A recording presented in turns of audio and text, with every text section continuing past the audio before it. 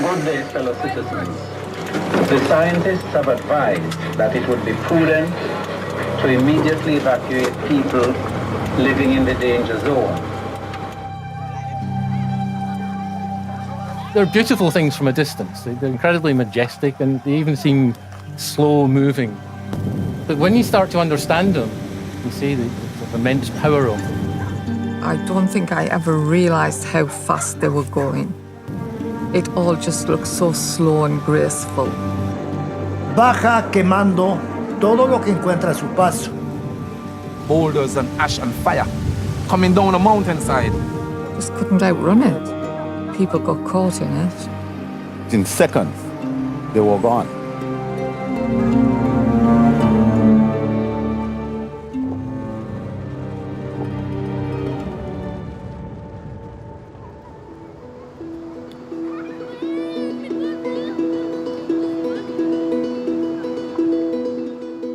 Se represó el río, entonces, y de ahí duró mucho más tiempo, como 2 o 3 meses, hasta que se enfría todo eso. Hubo un vapor ardiente, entonces eso fue lo que mató a las personas que murieron aquí. También se perdió casa, se perdió animales. Incluso hay 2 personas que no se les ha encontrado hasta ahora desde que fallecieron. Fue algo impactante porque nosotros nunca antes habíamos visto eso. Lo que nosotros observamos desde aquí del observatorio y desde lugares cercanos es como una nube que baja muy rápidamente flancos hacia abajo. Estas principalmente casi siempre bajan por lo que son las quebradas. Pero en el caso del Tungurahua, en las quebradas y cerca de las quebradas tenemos poblaciones. La vegetación que hay al filo de la quebrada se quema todo. Y ganado que ha habido a 100 metros, a 150 metros por donde ha bajado los flujos pyroplásticos, no ha llegado la calor. Pero el ganado murió por el gas tóxico que tiene. Tiene velocidades que muchas veces superan las de un vehículo, más de 100 kilómetros por hora. Y son de altas temperaturas. Envenenamiento del ambiente se siente con un olor muy fuerte, nauseabundo, ardor a la vista, a la nariz y a la boca. Hay peligro que tenemos que evitar, y si es que podemos evitar, podemos salir para que nuestros hijos y nosotros mismos estemos bien, hay que salir. Hay que hacer caso a lo que nos dicen las autoridades y buscar un refugio donde que podamos dormir y estar tranquilos.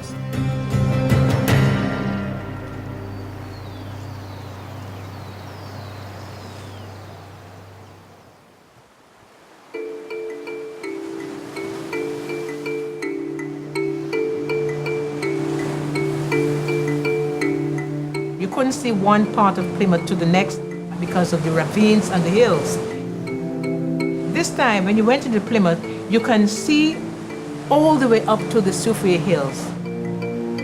Every building in sight, with the exception of 1 or 2, are covered. Where we are just now, the buildings are still mainly standing because the flows slowed down by the time they got here. But further up, all the buildings have been totally destroyed. It happened at night, so we didn't actually see the flows enter Plymouth. What we saw were the fires. There were explosions from the tanks because there was still fuel in the tanks. The pyroclastic flow would come down those rivers and go straight out on the sea. And can you imagine the pyroclastic flow going on the sea and keep going?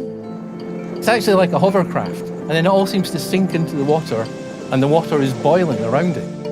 The sea is not going to stop it. From a distance, it just looked graceful and beautiful. And I wouldn't have missed it for the world.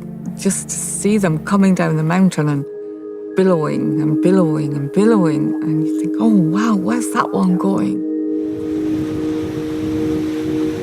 And we thought, perhaps we shouldn't be here. Seeing a pyroclastic flow is actually an amazing thing. One of the things it makes you appreciate is how dangerous they are because they're quite fast-moving events. So beautiful to look at, but so deadly, so devious. It traps you and it keeps you there looking at it. But then remember, you can't outrun it, you can't outdrive it. They seem to be mostly silent. So you've got this massive avalanche coming at you and it's not really making much of a sound. The volcano is so destructive, it can make and it can break. But to be in an actual land where you're experiencing an active volcano, there's so much to be learned from that. We must listen as human beings. Don't take it for granted. That's exactly what happened to us when we lost those 19 lives.